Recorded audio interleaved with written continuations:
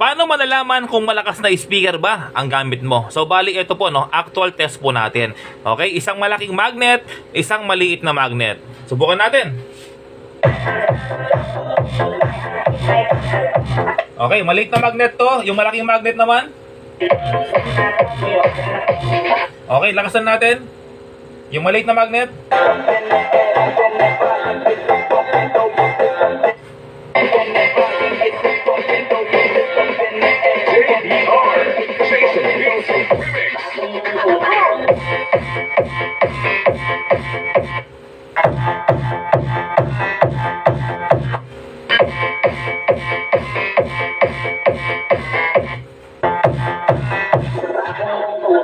Ayun, mga ka-repairman, no? So, nakita nyo? Napakinggan nyo? Okay, napakinggan nyo, no? Ang nangyari ay basag yung boses. Okay, so basag yung boses ang maliit na magnet. So, ito po yung maliit na magnet, no? So, basag po siya.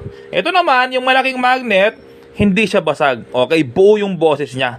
So, ganun po yung advantage kapag malaki yung gamit na speaker na magnet, no? Kapag kasi malaking magnet, mga repairman, malakas talaga yan. No, yung maliit na magnet, usually yung tawag po dyan, mga generic, no? So, ito po ay mga branded, no? Pero nyo naman, no, ito po yung legit na 450 watts, no? Ito naman ay sabi dito, 800 to 1,000 watts, no? So, hindi po legit to. No, ito po yung tinatawag na PMPO, no? Siguro meron kayong radio sa bahay, makikita ninyo nakalagay 500 watts, no? Radyo maliit lang, pero nakalagay sa gilid PMPO. So hindi po siya talaga true na rated wattage, no? So ngayon, bibili ka ng speaker, paano mo nalaman kapag malakas?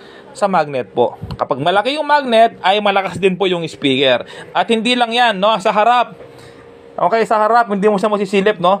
Kapag malaki yung takip niya, no? Yung takip ng voice call, ibig sabihin, malakas po talaga yan. Ayan, tulad po nito. Ayan, malaki yung magnet, no? So, ibig sabihin, ito po ay isang original na concert, no? So, meron po tayo dalawang klaseng concert na dito. Isang generic at isang branded. No? So, bali, ito po ay mura lang, no? Usual na, sa 600 lang ito. Ito naman po ay nasa mga 2,500, 3,000, no? So, iba po talaga kapag branded na ginagamit mo. So, ito naman, nakalagay dito ay 350 watts, no? Tignan nyo naman, no? Ang sabi dito, 350 watts, pero napakalaki na magnet. Okay, ibig sabihin, yan po yung true na wattage niya, no? Ito naman, uulitin ko, nakalagay dito, 800 to 1,000 watts, pero ang liit ng magnet. No? Ibig sabihin, mga ka-repairman, ito po yung totoo. Okay?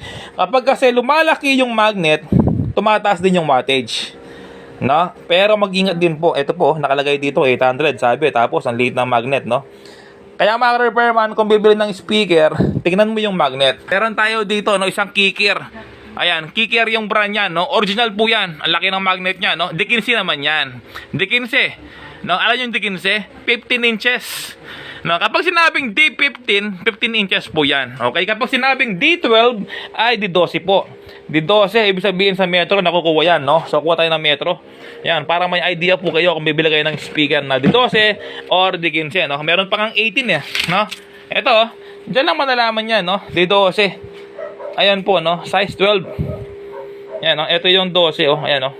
Yung 11 feet, yun po yung 12. No, 12 inches po tawag dyan. Ayan, no? 12, oh. Oh, di ba tama? Nakaka-repair ma. Tama ako, di ba?